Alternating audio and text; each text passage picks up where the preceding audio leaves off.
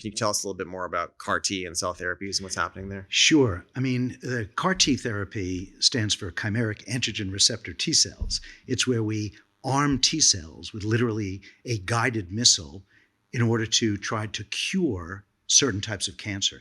And it's actually been incredibly successful for blood cancers, not yet for the solid tumors, we can talk about that, but for blood cancers. And it really began in the early 1980s. It actually began when my lab, when I was still in the lab, discovered how immune cells are actually turned on. And we discovered the molecular machinery. And a friend in Israel had this idea of using those discoveries to develop this therapy to attack tumors. I had no idea that we can use that information to attack tumors. We tried it in the early 1980s. It was the first time we made CARs, and it didn't really work. And it took a few more decades to understand more about how to keep T cells activated. It didn't work because they got deactivated somehow by the Because tumors. they turned on and they immediately turned off. And we had to learn to keep them on long enough to eradicate the tumors. But over the last 5 years, through a number of companies in particular, such as Juno, Kite, Novartis, there are now drugs on the market that are curing people with end-stage, incurable hematologic malignancies like lymphoma, leukemia, myeloma, with this now one-time curative therapy. It's really a revolution. I mean, I actually think about the last 100 years of scientific medicine as having 3 phases. One, birthed the pharmaceutical industry, where we learned to take natural products, drugs like penicillin. And that was the pharmaceutical industry. These are molecules coming from things. These are molecules generally coming from the natural world, from bacteria and fungi. And we made statins and all these incredible drugs. That was the pharmaceutical industry. About 40 to 50 years ago, we learned to capture the types of molecules that our cells make, mostly proteins, and create protein-based drugs. That was the revolution called the biotech industry. I think we're at the very beginning of the third, maybe even final phase of scientific therapies, which are living cells as drugs. So we're programming the cells as a machine to go in and handle things. And then they're alive. They dose themselves. They seek out where they need to be. They determine how long they need to be there, when they go away. It's absolutely remarkable. So the original version of this might be said to be what Kite and Juno did with the CAR T, where they were able to kill some blood cancers by programming the white blood cells to hunt them out. Is there a V2 or a V3 going on? What's the more complexity happening? Yeah, so now what we're doing with that, we now know it works. We know we how to manufacture cells to be drugs, to be approved by the FDA. And now what we need to do is learn to reprogram cells so they do exactly what we want. They overcome the barriers that we haven't overcome with the first generation.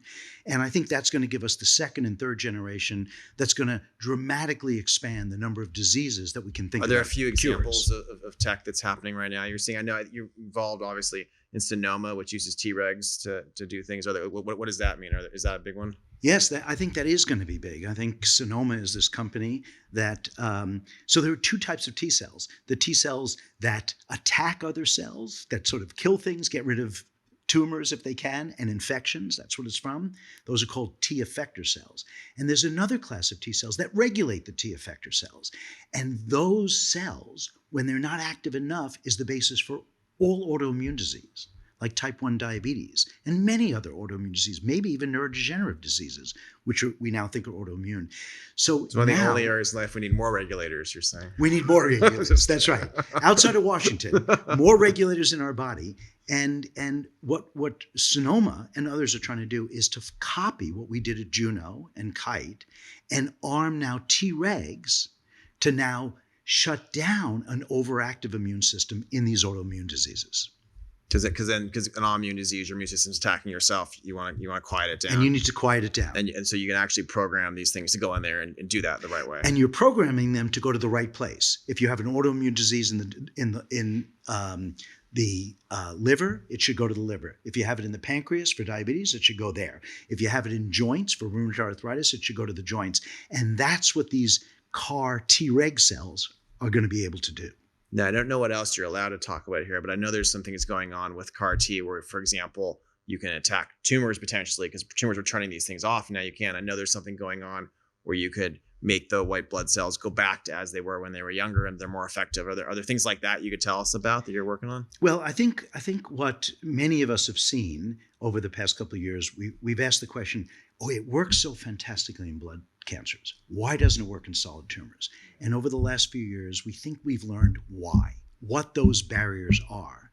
And over the last maybe 1 to 3 years, there are new ways to overcome those barriers. So I think the next big breakthrough in curative therapy is going to be curative therapy for any solid tumor by getting these T cells to have the properties that allow them to stay active even in solid tumors, which have the ability, maybe why they exist is because they have the ability to turn off the immune system. And you can overcome you program them not to turn off. But if they don't turn off there, they might not be turned off other places too, so they could be more dangerous. Well, they could be, but at the same time, you specifically target them to only see the tumor cells. So, the two T cells that are capable of being active, if they don't see their target, just sit there.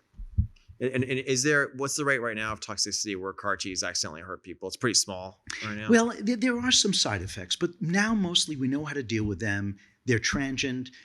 With Juno, we were able to make these CAR T cells where almost everyone is treated as an outpatient. They don't even have to go into the hospital. Wow, really? And I know we had one person in our network who they're unfortunately one of their relatives had a cytokine storm response. Yes. That's very rare, though. It's not that it's that rare. It was relatively common because we didn't know how to choose the right dose. It's really just a dose effect. And as we've learned to get the right dose of these CAR T cells very quickly, within a few years of introducing them, those side effects have become really quite manageable. Got it. And so given now you're going to be able to attack tumors in these new ways, do you expect cancer to be something that's much less common 10 years from now? What's the timeline on this, and how's it going to change society? Well, I mean, we and others haven't yet shown that those barriers that we can overcome are the right barriers. So you think you figured it out, but you're just learning. But you never know until you try it in patients. Yep. It's going to be tried in patients over the next year or so. If we are right scientifically, I think we can be thinking about seeing the beginning of the end of cancer. That's amazing.